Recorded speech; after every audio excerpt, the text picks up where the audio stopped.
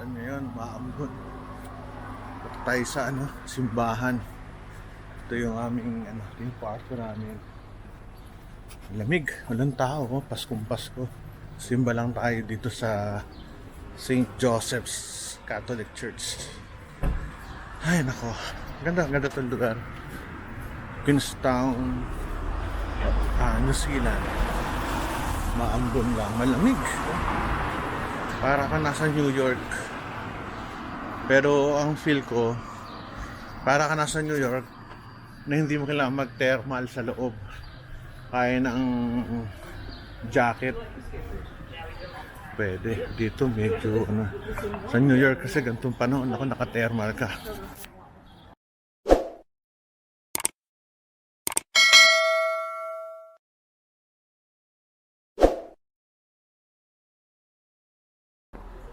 Walang tao. Maaga pa kasi. Mga oras na.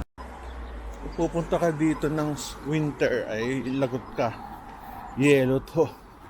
Covered with snow. Kaya siguro kaunti ng tao. Mas kaunti ang tao dito pag pag winter. Yung mga bundok na yan puti. May snow dito. Tayo mga Pinoy hindi tayo sanay sa yellow. Unang-unang kapal ng damit nun. Dahil mo babaon sa maleta. Uy, okay to. Bilihan ng mga gadgets.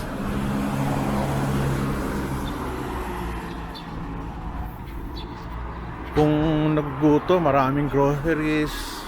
May convenience store. May Filipino, Thai, Chinese food restaurants. Mahal. Isang serving 700 lagpas. Masyado naman yun. 700, apat na kang kakain sa Pilipinas nun Yung Shot Over Canyon, diyan kami galing.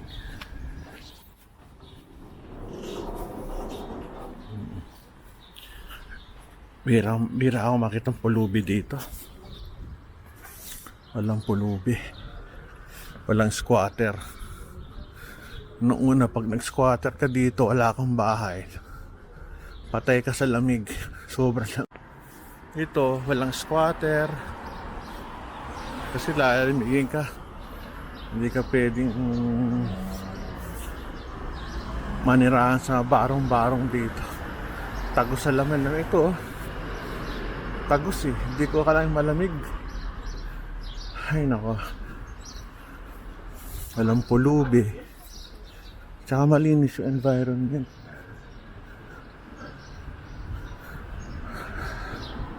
Itong Queenstown, maganda siya city.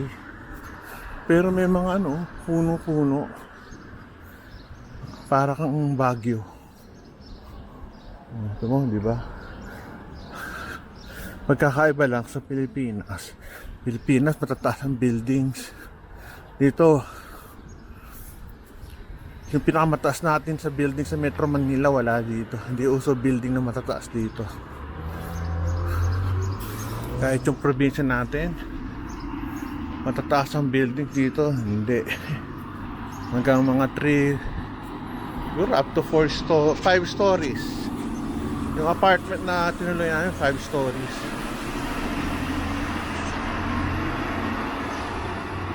Malinis sila. Diyan, ilang beses na kaming bumili dyan sa local fresh grocer na yan. Mura Huwag nang kumpitin kung Pilipino ang hawak mo na pera. Ganda ng puno at saka mga bundok. Kung ang Baguio na develop lang ganito sana Kaso overpopulated din Baguio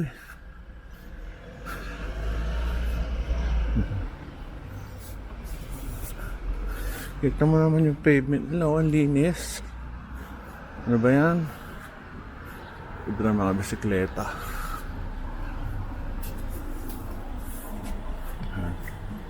Ito, ingat lang kayo sa pagtawid kasi siyempre sumusunod mga tao dito sa mga pedestrian markings, sa signals.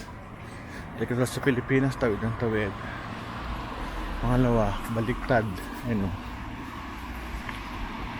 Yung papunta doon, kaliwa. Yung papunta sa akin, kanan. Yun ang New Zealand tsaka Australia. Baliktad. Ingat-ingat lang. Kaya anyway, wala naman akong balak mag-drive dito. Yun yung linis. Ba't po ka linis? Uy, saan ang simbahan? Sa tuktok. Lakad tayo. Sana mga Pilipino ganito ka-disiplina. Ay, wala man lang basura. Oh. Grabe. Lapit lang airport dito eh. Ano? Lano. Malayo pala ang simbahan dito. Uy, maganda yung view. Pagod ah. Nasa bundok. Ano?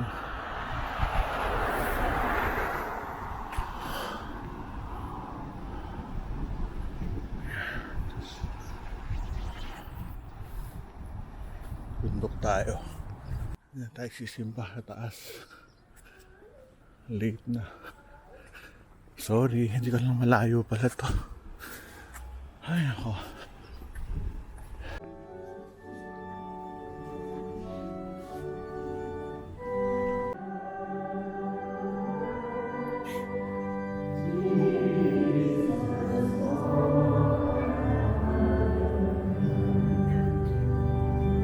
Ayan, dyan kami pupunta sa taas later on. Ayan, gatingin na. Ba daw tayo doon? Si Joseph Catholic Church. So, yan. Simba na kami. Simba.